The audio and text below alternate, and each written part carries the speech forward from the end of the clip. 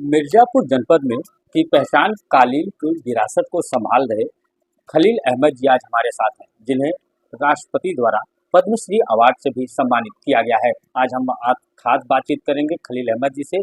कितना लंबा ये संघर्ष रहा, कितनी चुनौतियां रही यहाँ तक पहुँचने में, और कितनी क्या क्या परेशानियों का सामना करना पड़ा। सबसे पहले खलील जी, स्वागत है ढेर सारा आपका। ये बताएं कि कैसा लग रहा है आज इतना बड़ा सम्मान पा करके।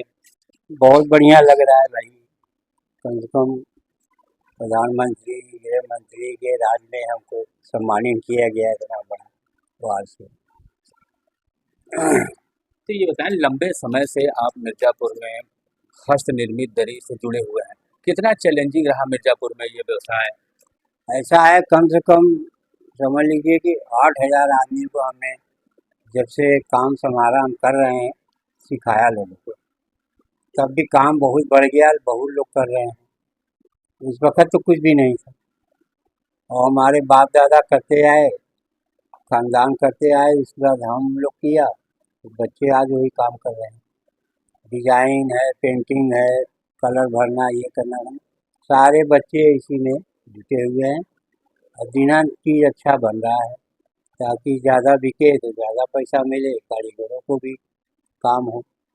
अच्छा ये बताएं, जो पहले का दौर था जब आपने ये काम शुरुआत की थी, कम लोगों को तक थे, हस्त निर्मित दरियां नहीं बनती थी, आपने शुरुआत की तो तब में और अब में कितना अंतर नजर आ रहा है। बहुत अंतर हो गया। उस समय तो कुछ भी नहीं था, करने वाले नहीं थे। हमने सीखा, बाहर से सीखा, हर जगह गए, विदेश गए, वहाँ से कुछ लोगों को डिजाइने लेकर के आए, उसको बनाने। और बाहर भी दरियाँ बिकने लगी, 6 महीने 8 महीने में एक दरी बनती है। और फिर बनारस में म्यूजियम बना हुआ है, वहाँ भी दरी टंगी हुई है हमारी। आपके द्वारा बनाई गई दरी को प्रधानमंत्री जी ने जापान के राष्ट्रपति को भी हाँ, दिया था। 2 पीस बनाया था, जापान जा रहे थे तो उन्होंने ले गए थे, हमने बना के दिया था, उसके पैसे से दिए थे। फिर वहाँ ले जाकर के उन्होंने गिफ्ट किया। तो मिर्जापुर में जैसे कि कहा जाता था कि मिर्जापुर कालीन नगरी है, लेकिन भदोही के बनने के बाद कालीन का ज़्यादा व्यवसाय भदोही में चला गया। मिर्जापुर में के हिस्से में कम यहाँ पर व्यवसाय जो आया। है मिर्जापुर में ज़्यादातर मैन्युफैक्चरिंग है, और एक्सपोर्टर वहाँ पे है। यहाँ पर एक्सपोर्टर मुश्किल से 3 4 5 हैं, बाकी ज़्यादातर एक्सपोर्ट वहीं से होता है, और यहाँ मैन्युफैक्चरिंग करने वाले ज़्यादा बनाते हैं। तो अब सरकार भी हर बुनकरों को काफ़ी लाभ दे रही है, बुनकरों के लिए तमाम योजनाएं ला रही है। क्या सरकार द्वारा कुछ लाभ मिल पा रहा है बुनकर समाज को।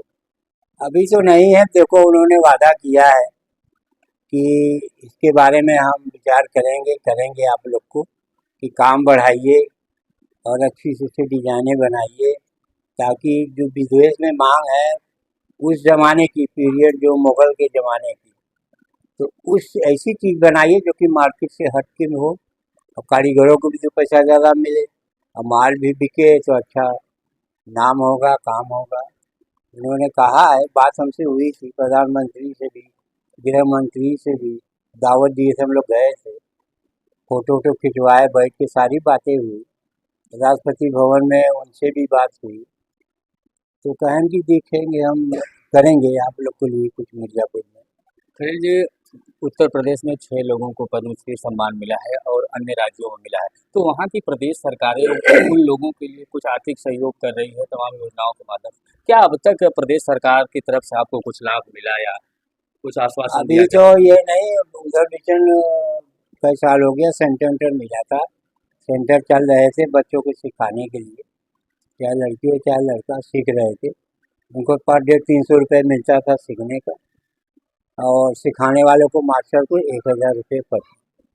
तो 4 4 महीने की ट्रेनिंग चली थी, एक आध 2 महीने, फिर उसके बाद बंद हो गया। अब फिर चालू होने वाला है, देखो कब चालू होता है।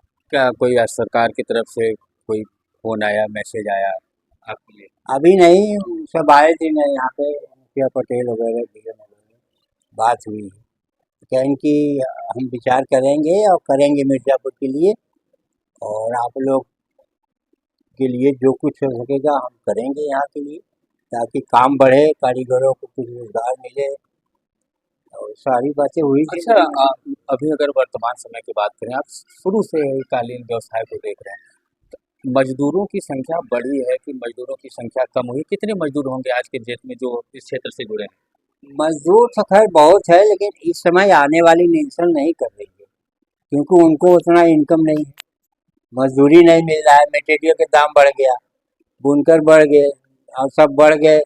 जो 200 रुपये स्क्वायर फीट आज 500 रुपये फुट है। तो जो जान रहे हैं, जिनको मजदूरी ज़्यादा दिया जा रहा है, वो काम कर रहे हैं। लेकिन अब उनको समझा रहा है कि भाई काम बढ़ाइए, काम कीजिए, आप लोग को लेबर मिलेगा, मजदूरी मिलेगा। इसके लिए हम लोग प्रयास कर रहे हैं। ये क्या कारण मानते हैं कि जो नई पीढ़ी है वो नहीं जुड़ रही है इस व्यवसाय से? यही कारण है कि जो मिर्जापुर से कालीन धीरे धीरे कम हो रहा है? वही है, मतलब जो आदमी स्पोर्टर हैं वो तो स्पोर्ट कर रहे हैं, उनको ज़्यादा प्रॉफिट हो रहा है। अब गरीब आदमी, मजदूर आदमी कितना बनाएगा, वो रेट उतना उनको मजदूरी मिल नहीं पा रहा है, तो इसलिए वो नहीं मिल पा रहा यहाँ के बुनकरों के लिए प्रदेश सरकार से कुछ कहेंगे?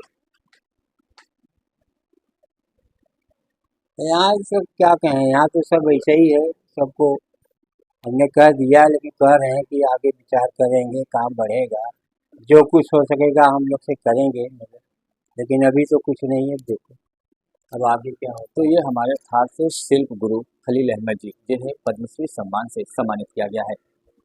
मिर्जापुर समाचार के लिए स्वप्नेश पटेल।